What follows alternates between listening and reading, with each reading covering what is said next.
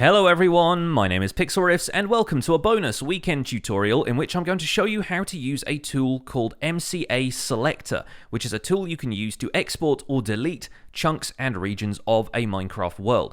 This is going to be especially useful to those of you who are interested in updating your worlds to Minecraft 1.14 from an earlier version. Specifically, this tool I think works with 1.12 and 1.13 worlds, which is a good thing because MCEdit, the other prominent chunk editing tool and world editing tool, has not updated to 1.13. So if you're working with a 1.13 world and wondering how you can trim out chunks of it so that you can make those areas ready for new world generation, for 1.14's bamboo forests and pillager outposts and the new villages, this is going to be a very useful tool for you. It will give you a top-down view of your Minecraft world. It will allow you to select and delete chunks. It even has a few filters that allow you to select chunks based on how long you have spent there or when they were last loaded. There are some very useful features in here.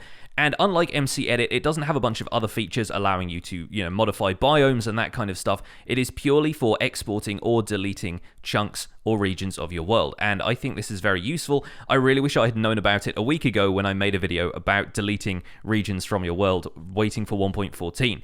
But I figured I would run over this now. This is the GitHub page for it. It is by a user called Querz, and all we need to do is scroll down to the bottom of the page here and click download version 1.5. It will start a download. It's a Java executable, so you will need to make sure that you can open those, but once it's downloaded, you just need to launch it from whatever file you've installed it in. When you first load up the program, it's going to look like this. It's going to be a blank grid with nothing much in it. Go to File, Open, and navigate to your Minecraft saves folder, where you'll probably see a few different folders depending on how many worlds you've got saved.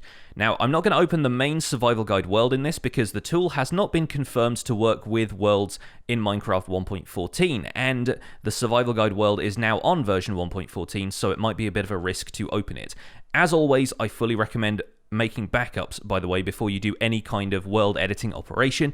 In this case, I'm actually going to be working with an old backup of the survival guide world that I originally made on the 19th of March, and I've actually loaded it up today so that I can go over a few of the interesting things that we notice in editing these worlds from a top-down perspective. I've gone in and run a /locate command in this world and teleported to a couple of woodland mansions that I hadn't explored at the time of this backup, so you'll be able to see those in action and we can go through the steps to delete stuff like that. Now let's go into this world. We need to find the region folder. That's the ones for the overworld. Remember that dim1 is the end and dim-1 is the nether, so you're also able to delete chunks out of those if you want to. But let's open the region folder, let's click select folder, and as you can see, this is now giving us an overview of the overworld in the survival guide world, or an older version of the survival guide world. You see the castle isn't there quite yet, but this was from a month ago, or about 5 weeks ago, I suppose, so a lot has happened since then. Anyway, I'm going to give you a quick overview of how to navigate around this tool, because it might not be immediately obvious if you haven't used this kind of program before.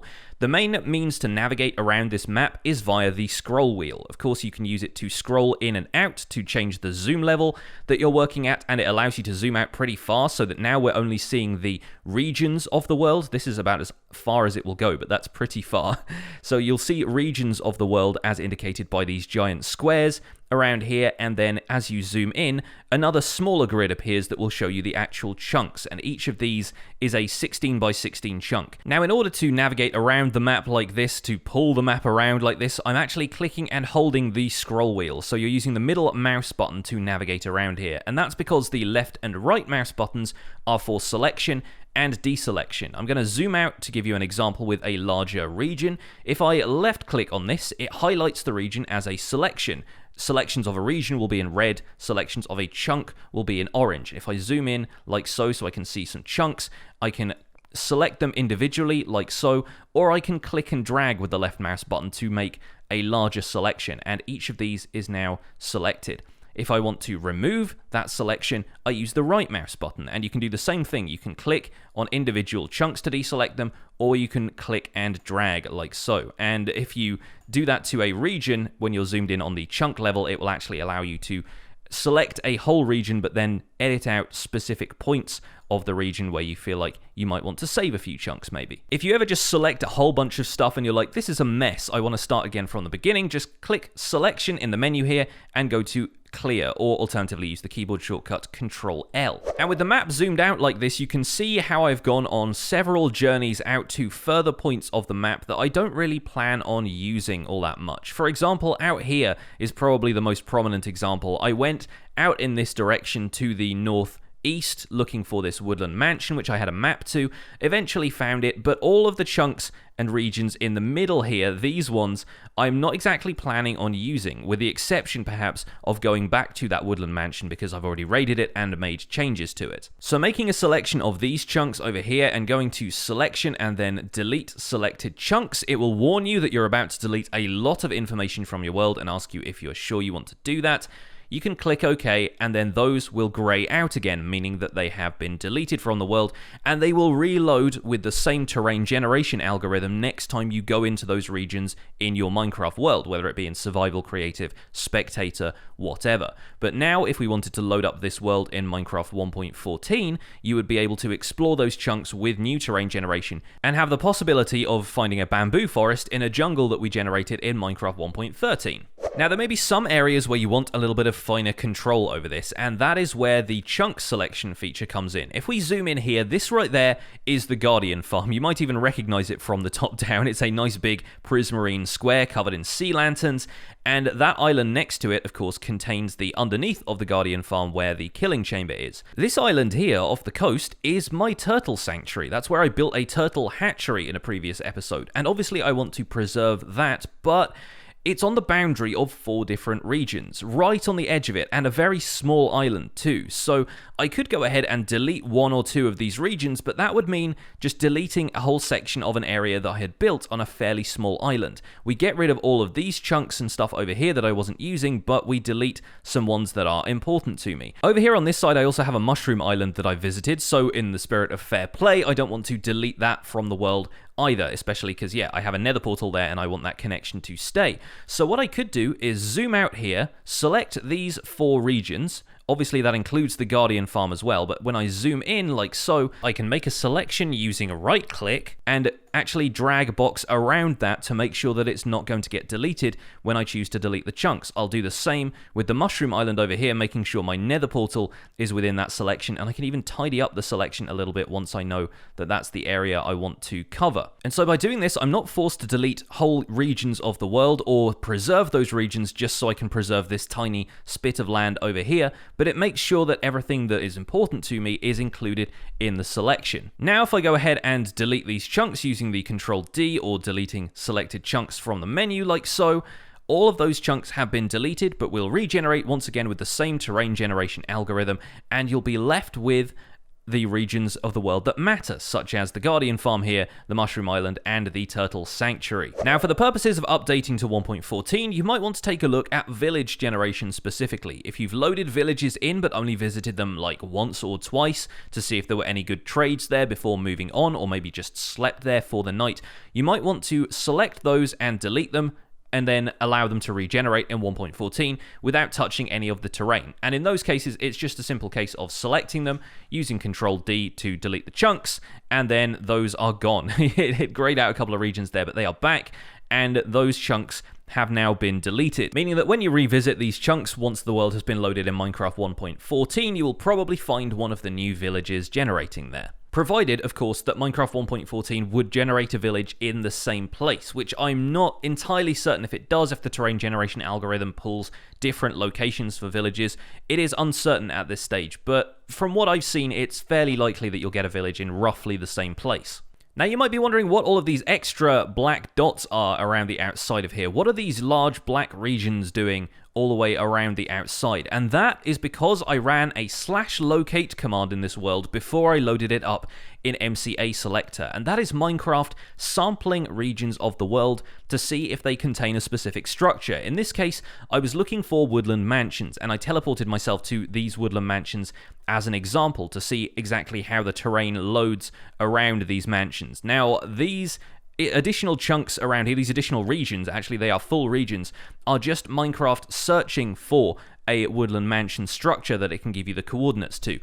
Obviously, those don't contain any terrain data yet, so they're not necessary to delete. They're the ones that if you go into your world folder, you would probably find they were only like 8 kilobytes of data, so you don't really need to worry too much about those, but it is possible to delete them from here if you wanted to. For example, if I just hit Control-D on that, about to delete the chunks from the world, it doesn't really matter. You can go through selecting each of these like so, and just delete them en masse if you feel like that makes the world a little bit tidier. It's not going to do much to your file size though, so you don't need to worry too much about that. But one of the most incredible things about MCASelector as a tool is that it contains filters, and these will actually allow you to automatically select chunks based on certain parameters. So I'm just going to work with one parameter right now. We're going to change this to last update. And if we take a look at Querz's GitHub page here, they actually have some really great descriptions of what each of these parameters are. So last update was basically the time a chunk was last updated, down to the second, if you need it to be that precise. But in this case, we don't. Since this backup was made on the 19th of March, I can use that date and use the last update field here to actually search for chunks that were last loaded in, say, February. So using the last update filter, I can enter the date 28th of February 2019 in year, month, day format, and I can use this drop down here to make sure that we are selecting regions which were last updated before or on the 28th of February. So now if we run this, like so, it's going to take a little while, so you might want to go and get a cup of tea while you're waiting for this to happen. So I've tried this process a couple of times now, and it does unfortunately seem to hang when it gets to processing certain chunks. Maybe there's just a lot of data there for it to sift through, and of course it is having to process huge regions of the world at a time, especially with a world as expansive and as explored as this one. But you can already see from the selections it's made, the edges of these regions here, that you can find sections of the world which haven't been visited for a long time.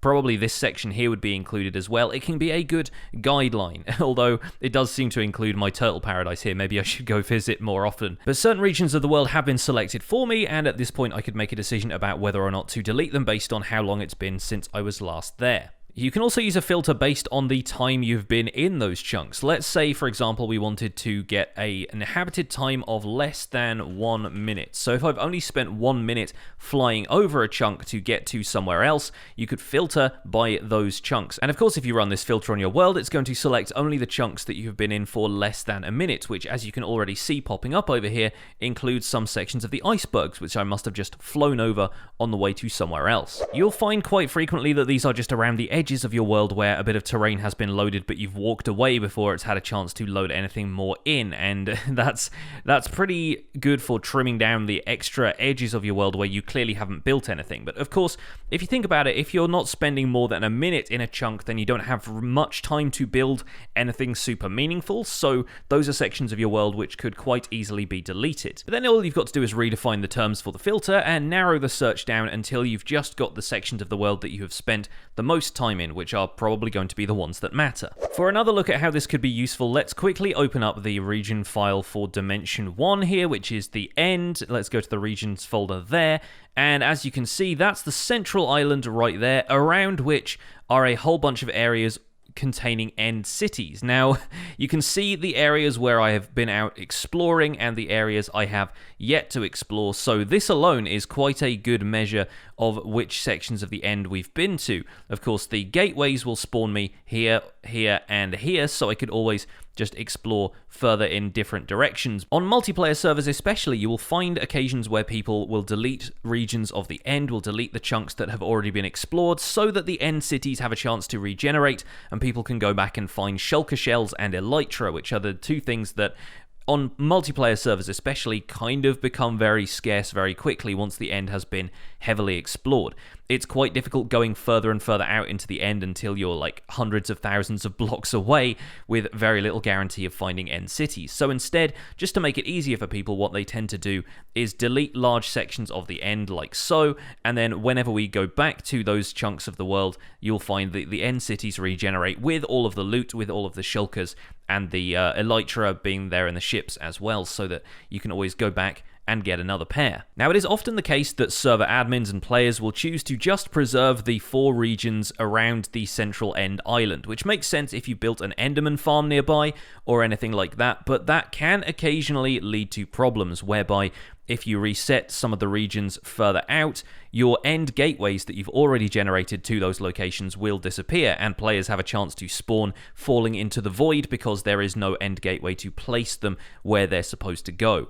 So for cases like this, it is a lot safer to use something like MCASelector to highlight and delete sections of the world instead of relying on region files alone. One thing that's worth noting is if you return to this map regularly, say if I was to go and explore a little bit more of the world in Minecraft and then come back to MCASelector to delete chunks again, it's worth noting that MCASelector actually keeps a stored version of the map in its memory. It kind of keeps a cache of the map, and so when you return to the program after having explored a little bit further afield, the map itself may not be accurate. So what you want to do when you open up MCASelector again is go to the View menu and choose Clear Cache, and what that will do is basically wipe MCASelector's memory of the map that it had before and regenerate a map like this using the accurate data of the overworld and all of the extra stuff that you've explored. So that's basically all I wanted to cover for this tutorial about MCASelector. You can find it linked in the description on Querz's GitHub page, and I think this will be a really useful tool for anybody who wants to trim down the chunks of their Minecraft 1.13 world before updating to Minecraft 1.14. That's going to be it from me. Thank you so much for watching this video. My name has been Pixlriffs. Don't forget to leave a like on the video if you enjoyed it, subscribe if you want to see more, and I'll see you guys soon. Take care. Bye for now.